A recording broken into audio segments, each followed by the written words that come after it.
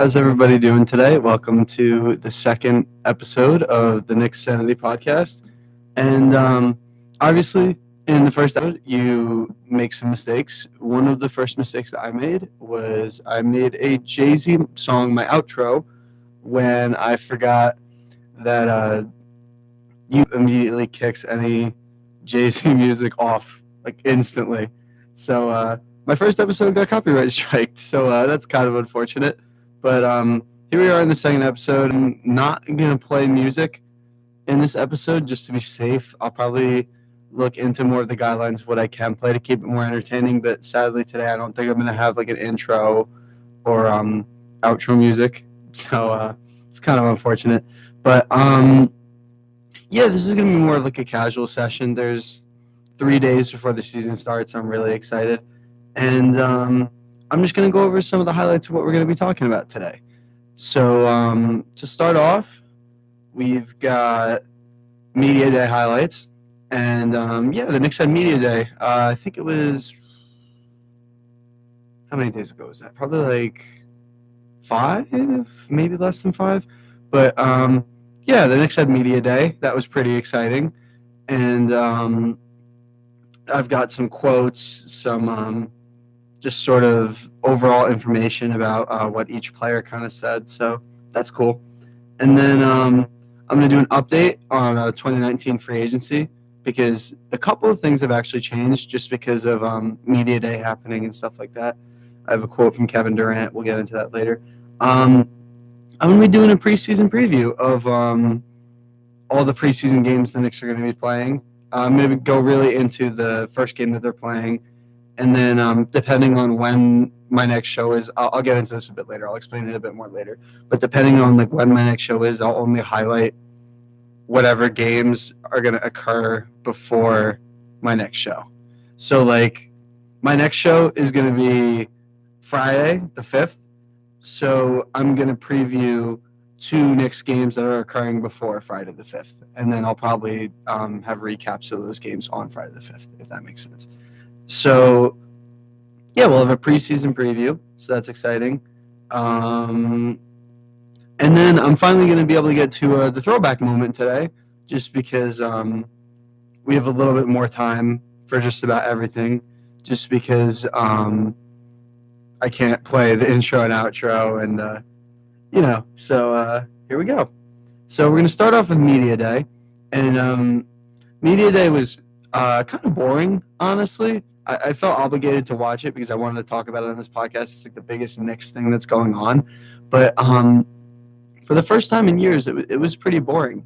And I think that's a good thing because a lot of the time there's a lot of like scandals. We've had like the whole Derrick Rose thing. We've had Carmelo Anthony like every year. So it was kind of nice to just have a Media Day where all they really talked about was basketball. It was like kind of refreshing in a way. And yeah, that was pretty great. So we're going to start off with our unicorn, Kristaps Porzingis. They asked him a lot of questions about his injury, as they should, because he's still not back yet, and that's really the only thing you can talk about until he does get back. His answers were kind of same old, same old. A lot of like, oh, we don't know. There's not really a lot of protocol for like a 7'3" guy, which is true. And it was pretty crazy because the media jumped on that, like, oh, Porzingis is never going to be back because he's hurt and there's no protocol. But just because there's no protocol, all he's saying there is that there's never been another 7'3" guy that had an ACL tear, and that's true. And I think he's going to have some of the best doctors in the world working with him, and I think he's been working hard to make a comeback, so that's exciting. It was so great to see him back in the uniform, though, because on Media Day, all the players wear the uniforms. It was just really good to see him rocking the uniform again, because just the thought of him playing again is, like, really exciting for this team. So, yeah, that was Porzingis. You get on to Kevin Knox, who, honestly, I was looking forward to, and I was kind of misguided in looking forward to him. He was probably the most boring out of everybody. It was a really textbook. He gave solid answers. He said a lot of stuff like, I'm going to be matched up with like Giannis, LeBron, stuff like that, just because he's a small forward. Again, just really textbook, solid answers. He was confident, but he was never cocky. So that's I think that's a good balance to have when you're a rookie in the league. So yeah, then we got to Ntilikina, and in English, his English was actually better than I thought. I'm not really going to comment too much on what he really said because all the reporters didn't ask really good questions. There's one actually really good question where they talked about how he learned from like Courtney Lee as a veteran. And he kind of just said like, yeah, Courtney Lee's like a good veteran and stuff. Like I appreciate what he's doing for me for this team and stuff. So that was pretty cool. But a majority of the time they were just asking Ntilikina questions like, are you going to be better this year? There was one guy that asked the question like, are you going to take open shots? And then Frank was like, he like didn't understand the question because it didn't make any sense. He was like, yeah, I'll take open shots, obviously.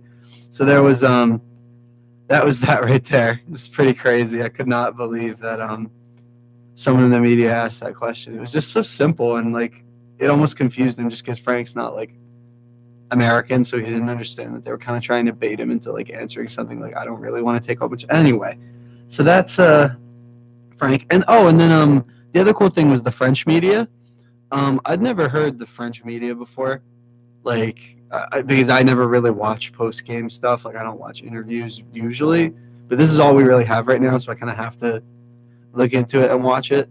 Ntilikina is really good at French, and obviously he's native, so obviously he'll be really good at French. But it was like a different dude up there, like the personality. Like I'm hoping he gets to a point where he can express that much in English, but like he seemed a lot more expressive, a lot more open, a lot more comfortable. And I didn't get any of the translated answers. And everyone in the chat when Frank started speaking French was like, what is he saying? Because they didn't have a translator. So, yeah, that was Frank. That was some of the highlights from Frank. I'm going to talk about Moutier. I didn't even listen to what Moutier was saying because the whole time Moutier was like playing with his hands and like almost dug for gold once, and I was like, Moutier, what are you doing? Like, I didn't understand what Emmanuel Moutier was doing at that press conference. Like, and he just like came in halfway through when like, okay, so they had it organized. So like, it was like, okay, Porzingis came in.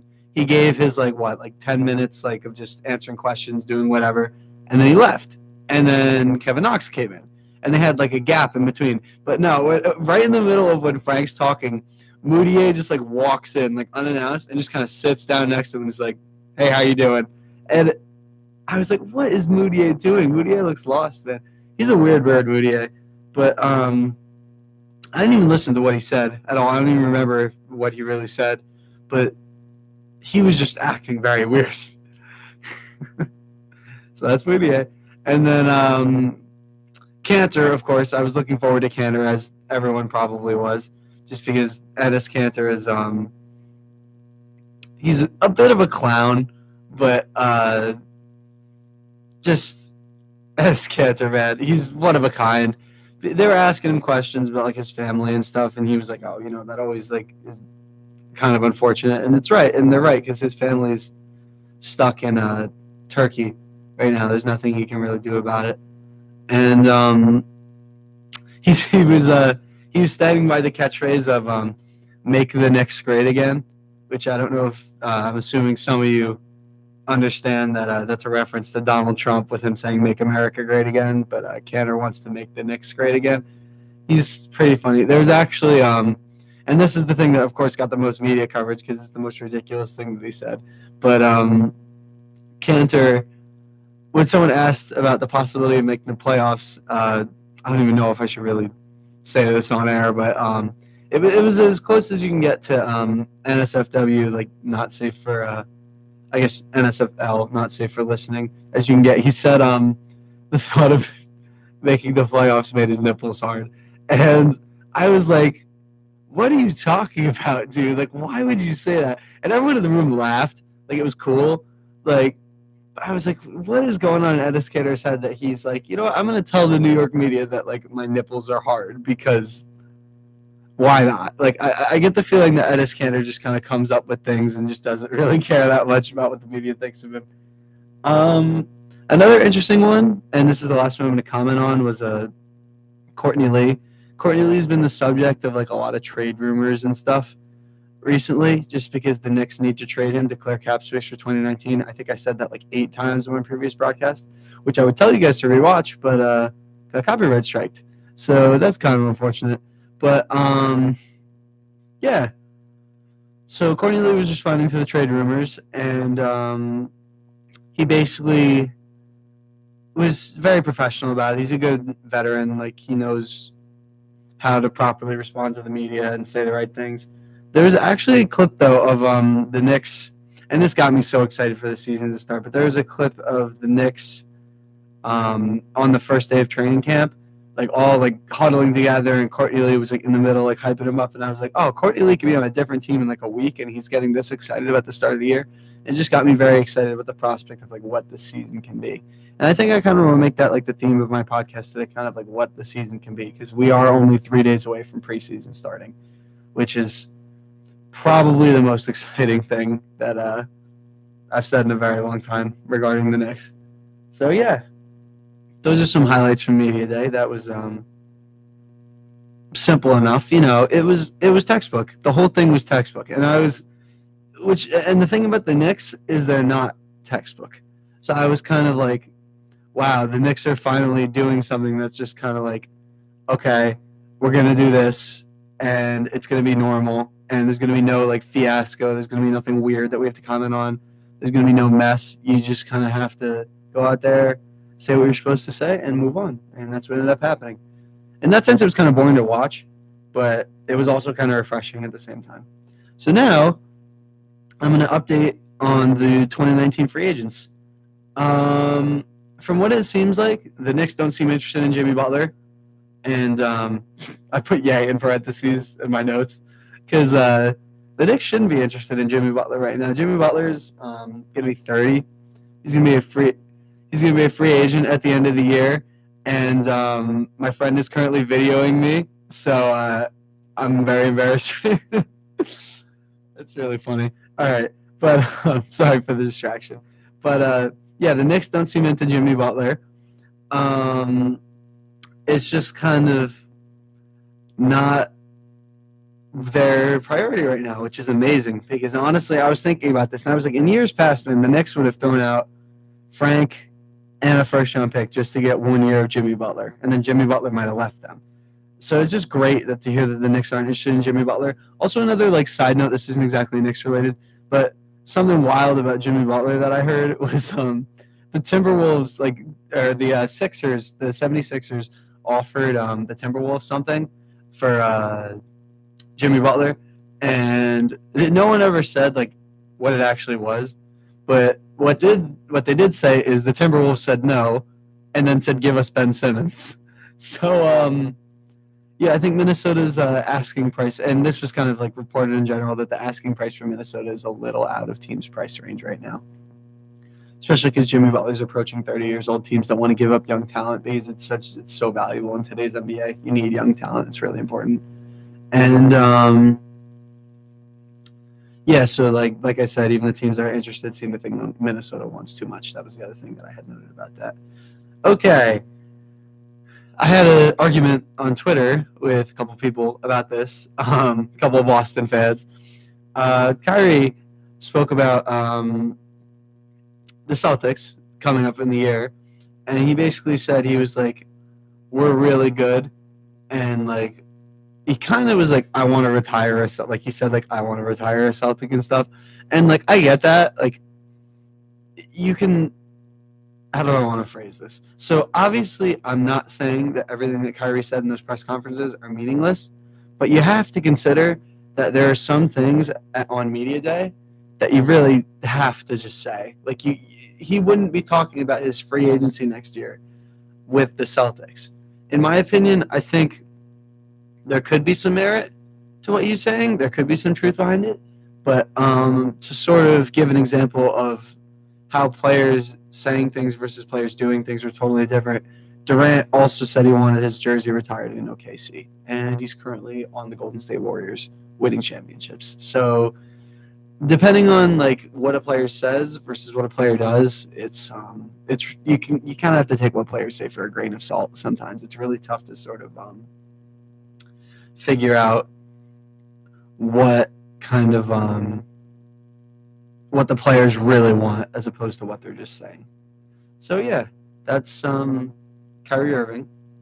And I have a quote from Kevin Durant because if I had to outline my dream 2019 free agency, I would say forget Kyrie Irving, forget Jimmy Butler, go for KD just because he's the absolute star.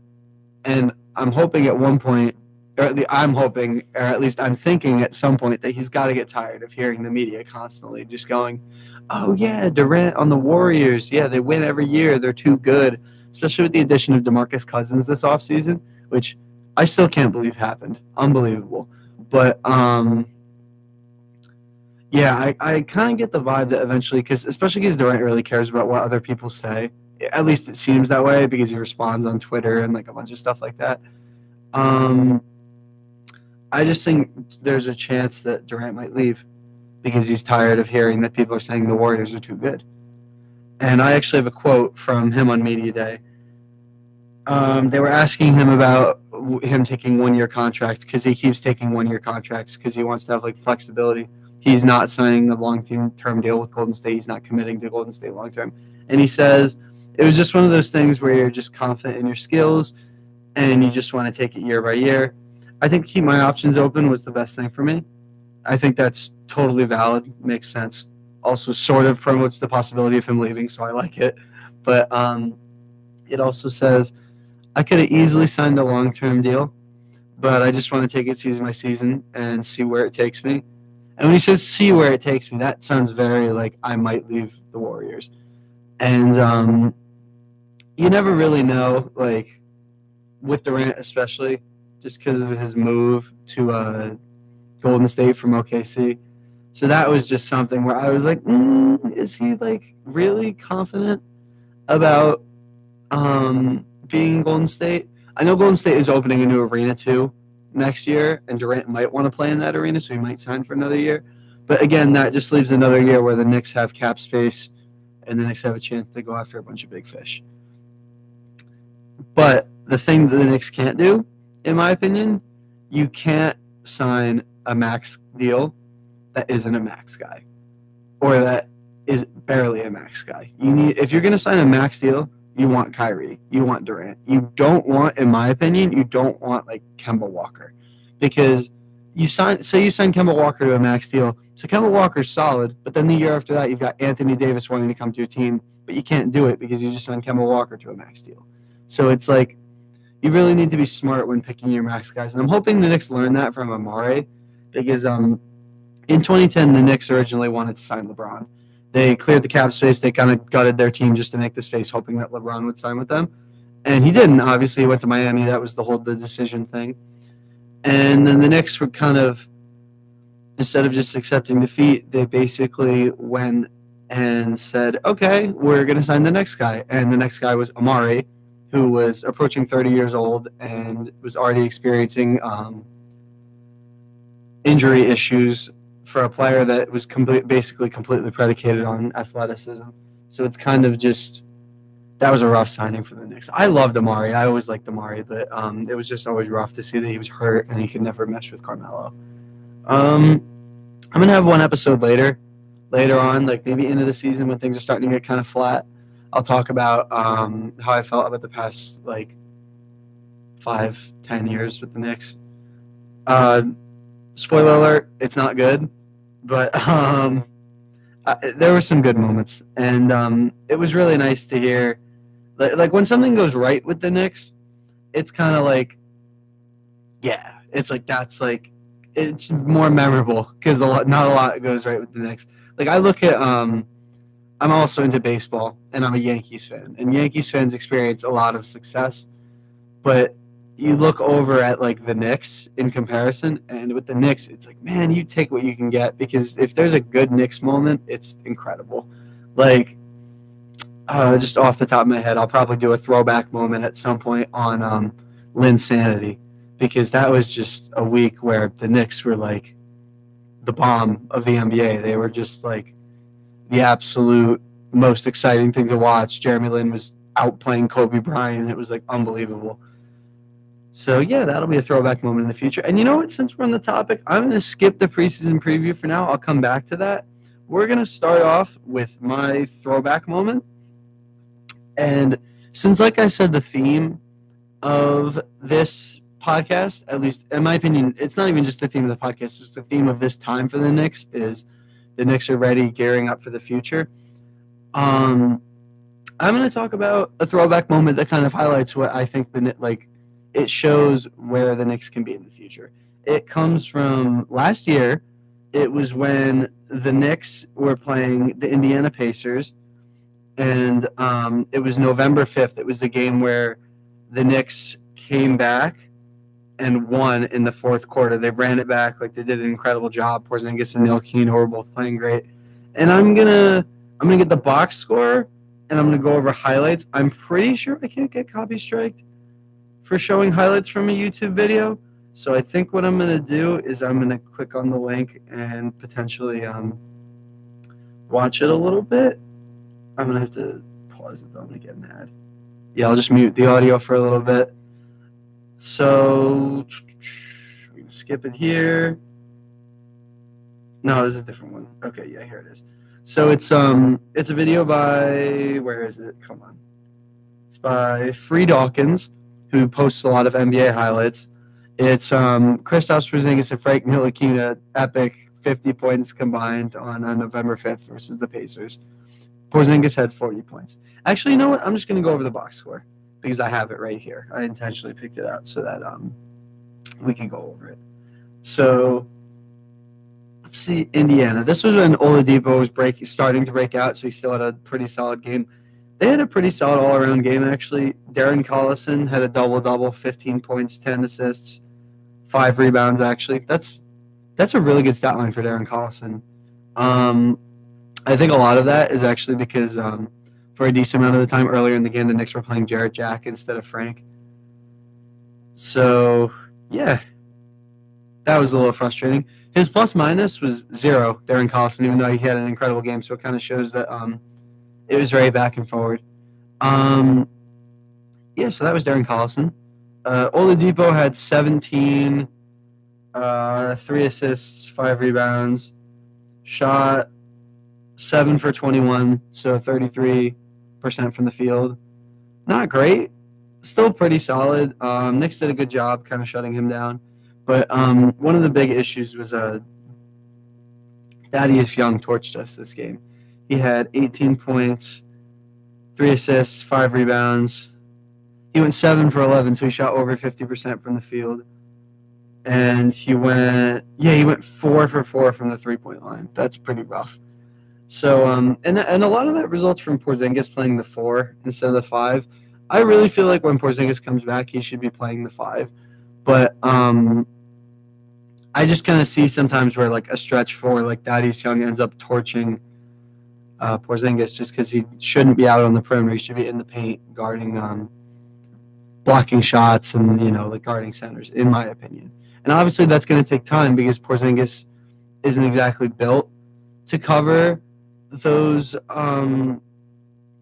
centers yet. But I think with this whole workout regimen that he's been doing, I think he'll eventually get to the point where he can play the 5. Yeah. So that was Thaddeus Young. And from there, it looks like Bogdanovic, who had a great series against LeBron in the playoffs, he had 8 points. And then Miles Turner, their center, who was matched up with Kanter a majority of the game, and Kanter's not a great defender. Miles Turner ended up with like 15 points. So a very well-rounded game for the Pacers. They ended up being they took LeBron James to 7 games. And that's why I wanted to highlight this game so much, just because the Knicks ended up beating them. And the Pacers gave LeBron a crazy fight. So it was just great to see the Knicks beat a good team like that. Now I'm going to go over the Knicks stat lines, and there's some crazy stuff here. Porzingis had 40 points in that game. He was 20 in his plus-minus, and plus-minus is basically the amount of points you score versus the amount of points you give up when you're playing. So Porzingis was plus 20. So that means when he was on the court, the team scored 20 more points with him on the court than they did when he was off the court. So that's pretty incredible. He had 6 blocks, which again is like unbelievable for an NBA player. I mean, Porzingis is 7'3", so it happens, but that was amazing. He went 15 for 24, so he shot like 62% from the field, which is incredible. And I'm actually eventually going to go over some highlights. I'm not just going to give numbers, but for now, you can just see the future of the Knicks. Porzingis looks incredible. Hardaway had not that great of a game. He had like 16 points, shot like barely 50% from the field. Canner was actually pretty good. He had 18 rebounds, which is that's pretty wild. He only had 9 points though. He was plus 20 as well. So him and Porzingis were actually a good duo in this game. It's pretty good. Courtney Lee shot 2 for 9, didn't play well. He only had like 7 points. And then Jarrett Jack was having a really bad game. So towards the end, the Knicks put in Frank Ntilikina at the point, which I had been wanting them to do all season in the fourth quarter. I was like, play Frank with Porzingis, man. And they finally did it, and the Knicks came back and won the game. And I just, again, wanted to showcase this game because the theme is with the preseason being 3 days away, the theme around my podcast was like, the future of the Knicks is upon us. It's coming, so it's great. And looking at Frank's stat line, this was probably Frank's best game of the year, not because of his stats, just because of I don't think Frank is really going to be a stats player. I think he's more of an intangibles guy personally, but it's not a bad stat line, especially off the bench for a point guard. He was plus 12. He had 10 points, 7 assists, 2 turnovers, which is kind of a bummer, but still 7 assists. That's pretty good. He had 3 steals, which is what Frank Ntilikina is built to do. He's built to get steals. He's built to be an effective playmaker with the 7 assists. He shot 50% from the three-point line, 2 for 4. He hit a big three-pointer at the end of the game off a pass from Porzingis that really sealed the deal for the Knicks. Probably Frank Ntilikina's best moment of his young career right now. I'm a really big Frank fan. And by the end of the game, it looks like the minutes distribution, it was pretty even between Jack and Frank. But the only reason for that is because Hornacek finally did the right thing and yanked Jack at the end of the game and put Frank in. So I got the video pulled up here. I'm going to mute the audio, I think, and I'm just kind of going to go over a couple of the plays. So if I just full screen this here, I'm going to go through this kind of slowly. I'm going to set it to a slower speed just so I can kind of skip the ad. This was very early in the season too. The Pacers were 5-4, the Knicks were 4-4. So very early in the season. Starts off with a highlight of Porzingis, if he'll get there. I wish I could show this visually, but I mean it's a podcast, so you'll see.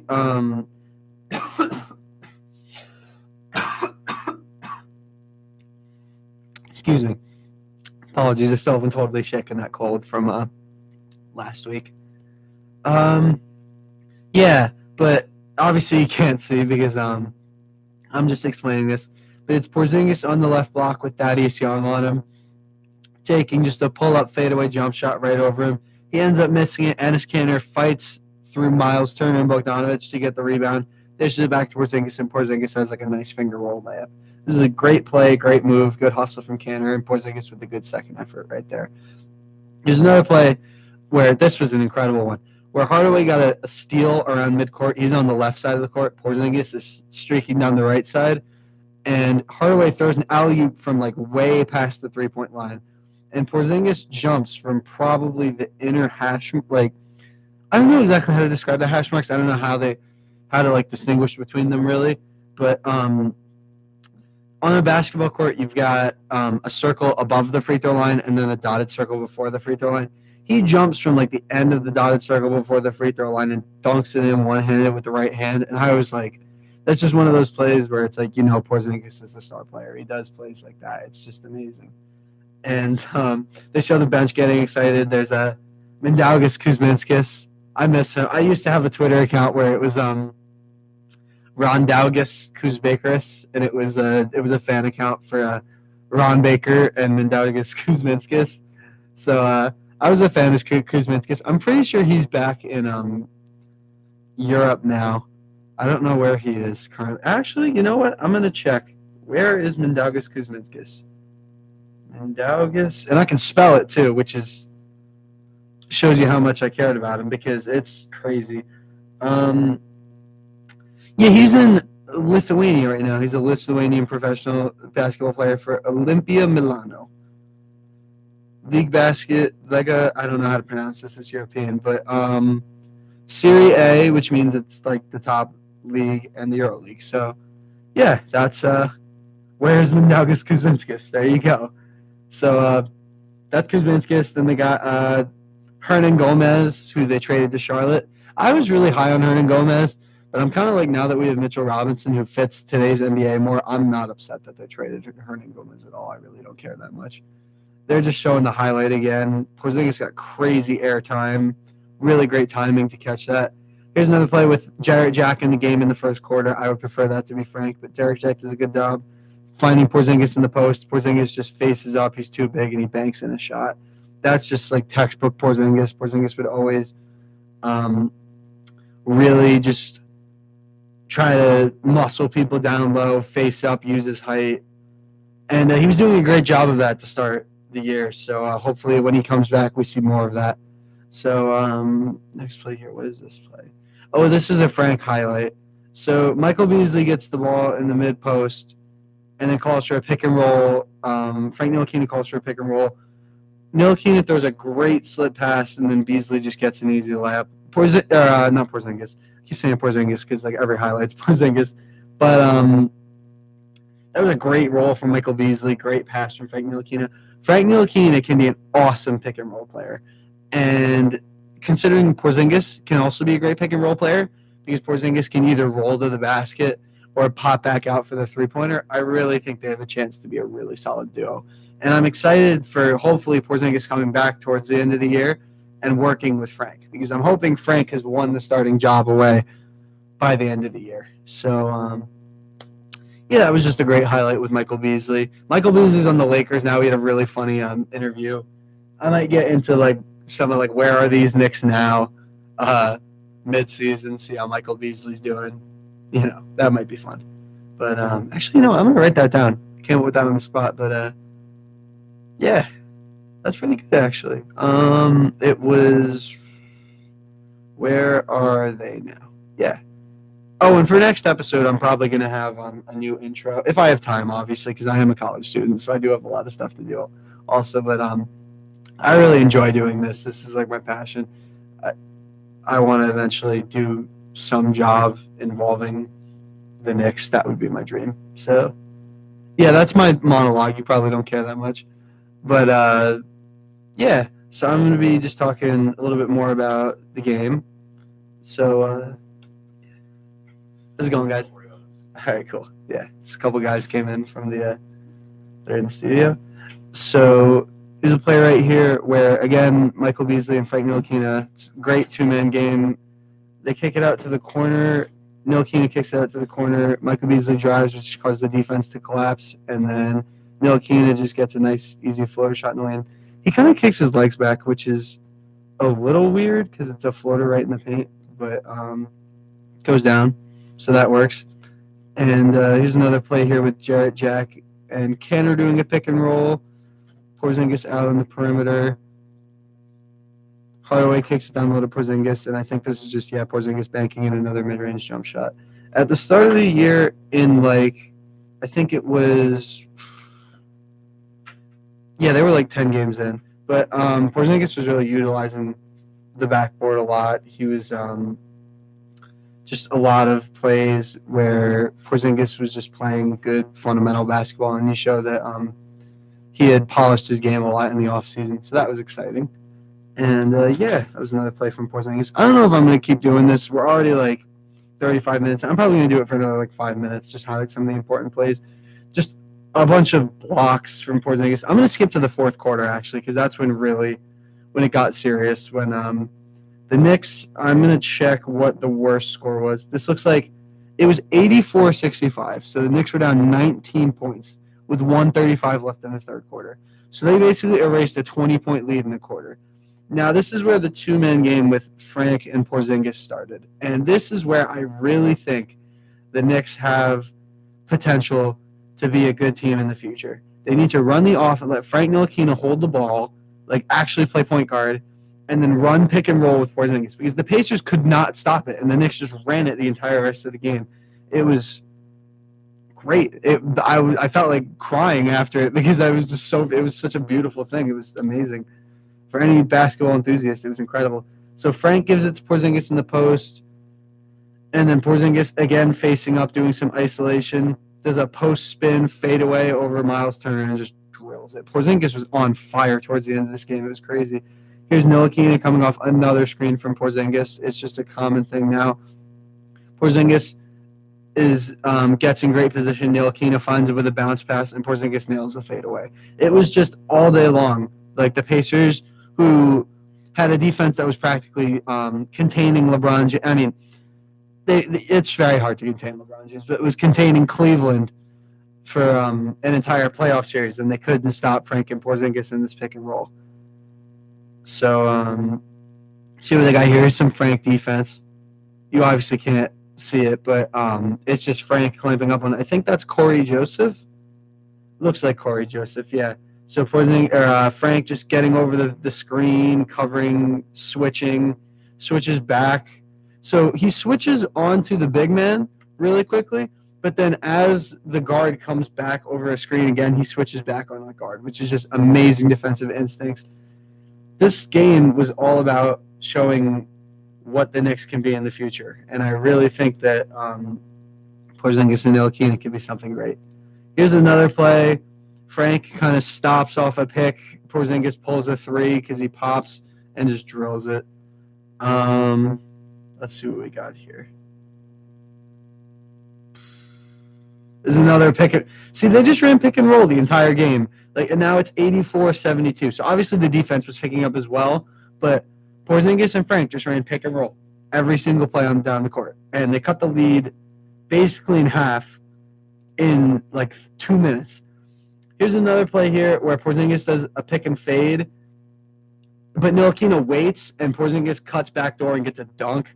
That was one of my favorite plays. Ntilikina actually had a couple plays in the summer league with Kevin Knox like that, where he waited and then Knox went backdoor and got a dunk off of it. But just incredible plays that cut it to 10. There's 11 minutes left in the game. It's back to 16 right now with about 10 minutes left. Porzingis and Ntilikina pick and roll again. Porzingis catches the ball and one.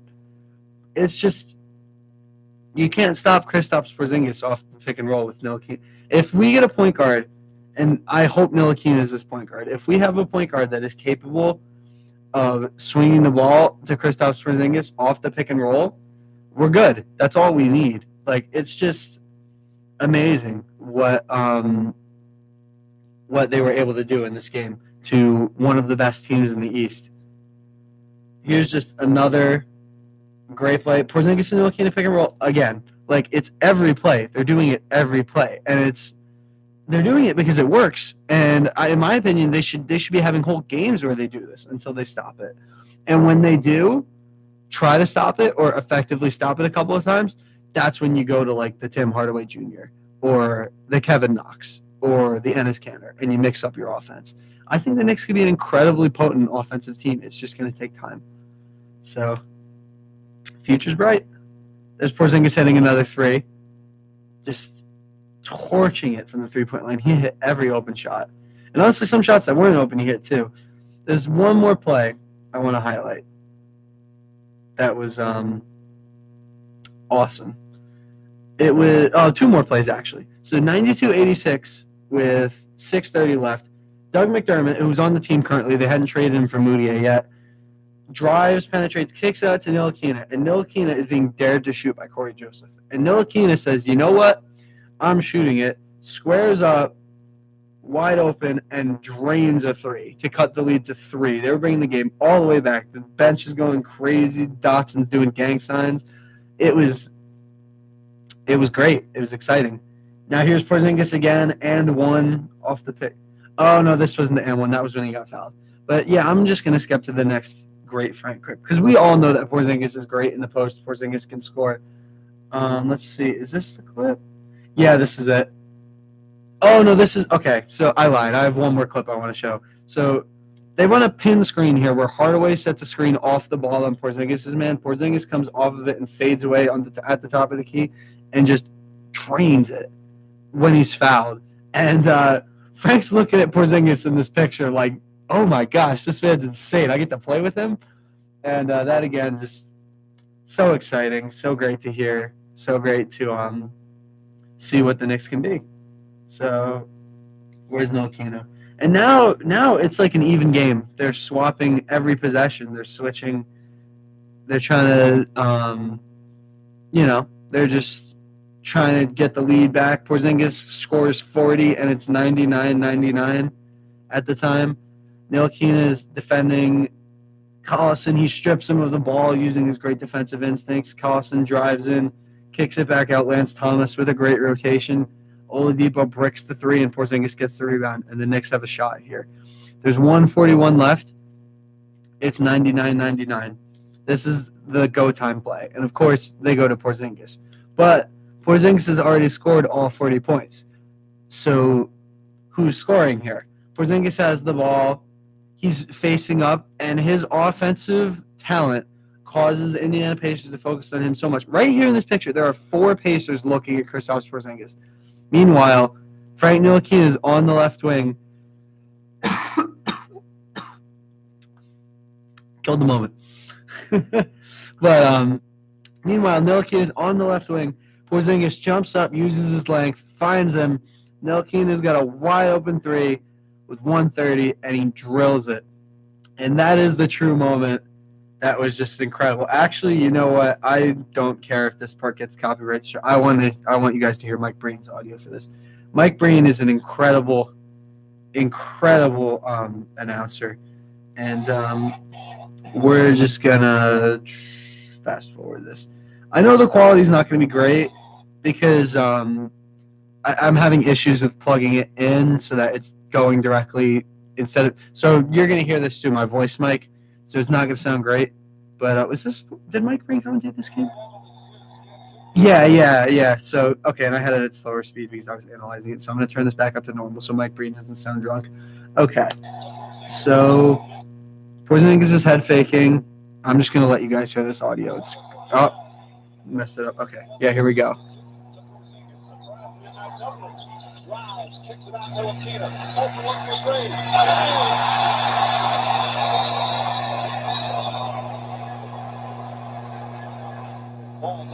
I don't know if you can hear any of that. Honestly, I'm not exactly sure of the microphone. Actually, you know what? We're gonna do this. We're gonna move in the mic real quick. It's gonna be right up next to this, and just take a listen. 7 assists gets it to Porzingis. Surprise here by Thomas. Drives, kicks it out, Ntilikina. Open look for three.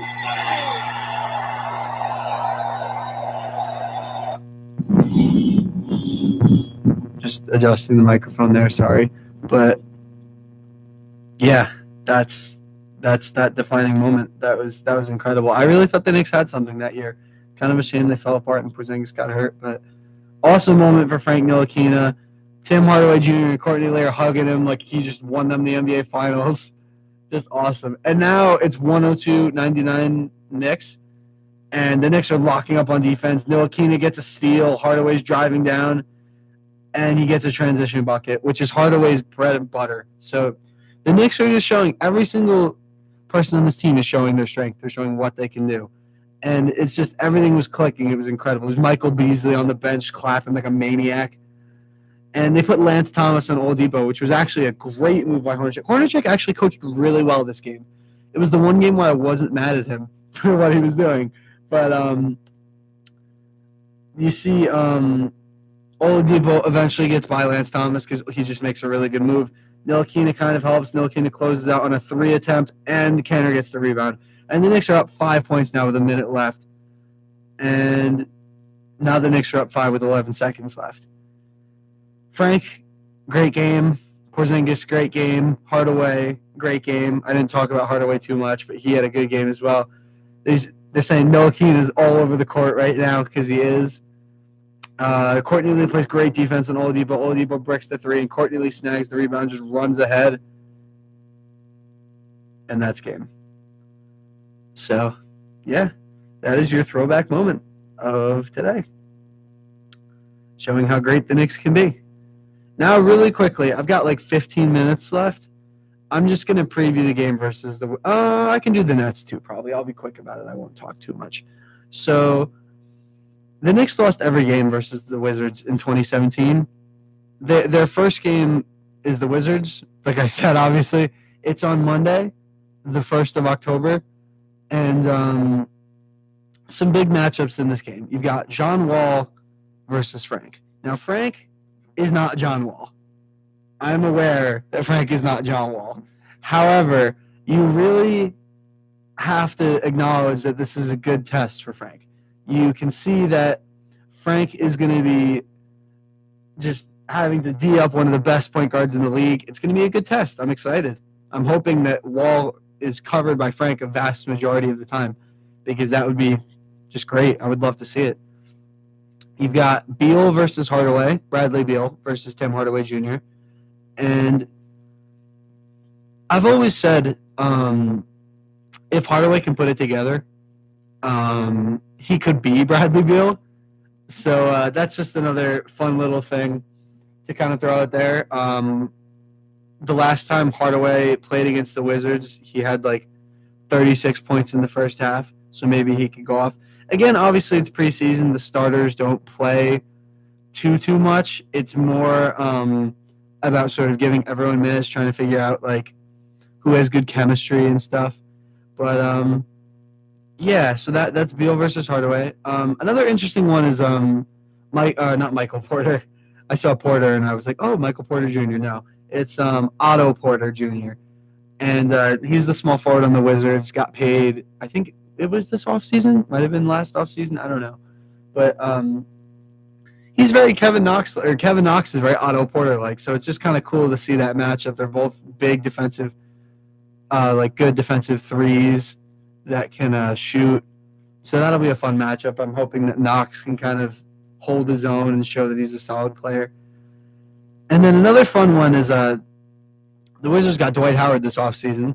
So it's always fun when the Knicks match up against Dwight Howard. Enes Kanter might get into it with him.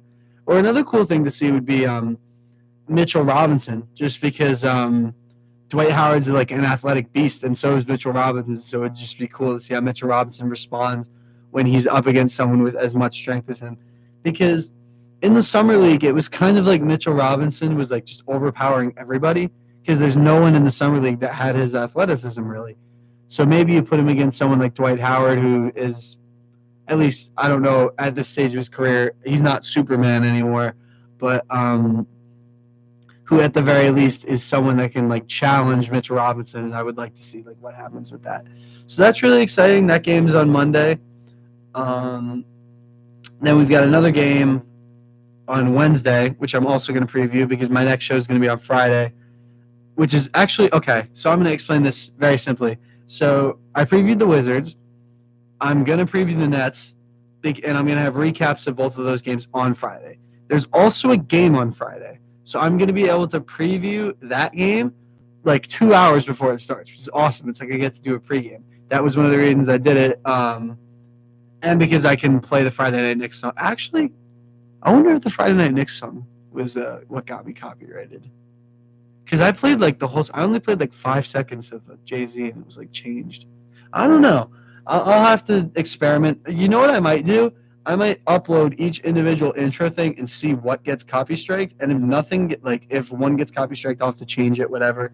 But that's none of my business. That's just that's none of your guys' business. That's just kind of me messing around with podcasting stuff, seeing what works, and trying to bring the most entertaining experience for you guys. So yeah.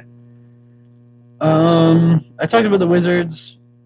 The Nets, they're playing the Nets on Wednesday, and then they're playing the Pelicans on Friday. So I'm previewing the Pelicans game next Friday the 5th. That's when my next show is at 3 o'clock. And, yeah, I'll talk about the Nets now. Now, there's been some things going on with the Nets because the Nets signed Jarrett Dudley, and for whatever reason, Jarrett Dudley just seems to hate everything involving the Knicks. Carmelo Anthony.